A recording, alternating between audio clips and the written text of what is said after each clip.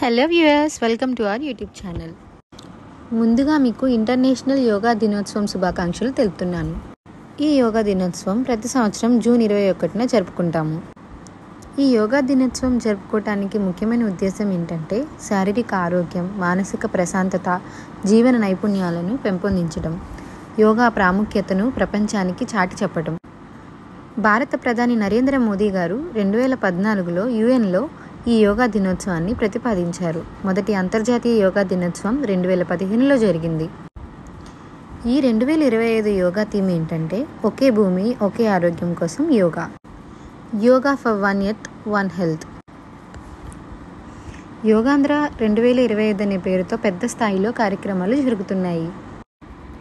ఈ జూన్ 21న యోగా మేలు తెలుసుకుని ఆరోగ్యవంతమైన జీవితం కోసం మొదటి అడుగు వేయండి. యోగా యొక్క ప్రాముఖ్యత తెలుసుకుందాం. మొదటిది, శారీరక ఆరోగ్యం కోసం యోగా తప్పనిసరిగా చేయాలి. యోగా శరీరాన్ని బలంగా మరియు కష్టనష్టాలను తట్టుకునేలా తయారు చేస్తుంది. రక్త ప్రసరణ మెరుగుపడుతుంది. అనేక రకాల రోగాలు నివారించడంలో సహాయపడుతుంది. పుష్టికరమైన కీళ్ళకి, ముడతలకు, వెన్నుముకకి వశ్యతను ఇస్తుంది. రెండవ ప్రాముఖ్యత మానసిక ప్రశాంతత. ప్రాణాయామం అంటే శ్వాస నియంత్రణ ద్వారా మానసిక ఒత్తిడిని తగ్గించవచ్చు. యోగా ధ్యానం ద్వారా చిత్తశుద్ధి, ఏకాగ్రత మరియు లోతైన ప్రశాంతత పొందవచ్చు. మూడవ ప్రాముఖ్యత ఆత్మీయ ప్రగతి. యోగాని సాధనగా తీసుకుంటే అది మనలో ఆత్మవిశ్వాసాన్ని పెంచుతుంది. ఆధ్యాత్మికంగా మనం ఎదిగే మార్గంగా కూడా ఇది ఉపయోగపడుతుంది. నాలుగవది జీవిత నైపుణ్యాల అభివృద్ధి.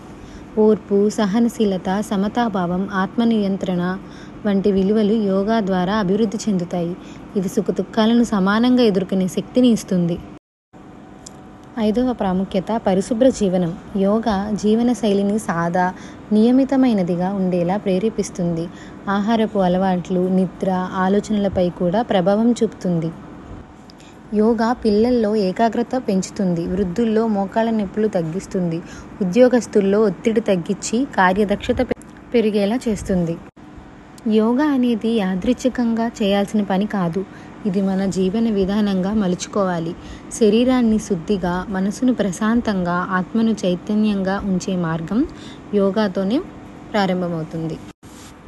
మీరు మీ దినచర్యలో 15 నిమిషాల సమయం కేటాయించండి. సులభమైన ఆసనాలు, ప్రాణాయామం నుండి మొదలుపెట్టండి. యోగా వలన శ్వాసకోశ ఆరోగ్యం మెరుగవుతుంది. మానసిక ఆరోగ్యం మెరుగవుతుంది. శారీరక దృఢత్వం పెరుగుతుంది. హృదయ ఆరోగ్యం మెరుగవుతుంది. ఆత్మ నియంత్రణ మరియు ఓర్పు పెరుగుతుంది. జీర్ణక్రియకు మేలు జరుగుతుంది. పిల్లలలో ఏకాగ్రత మరియు మెమరీ పెరుగుతుంది. వృద్ధులకు ఎంతో సహాయపడుతుంది. తదాసన, భుజంగాసన, వజ్రాసన ఇవి సులభమైన ఆసనాలు. ప్రాణాయామం వరకు ఉండేసరికి నాడి శోధన, కపాలభాతి.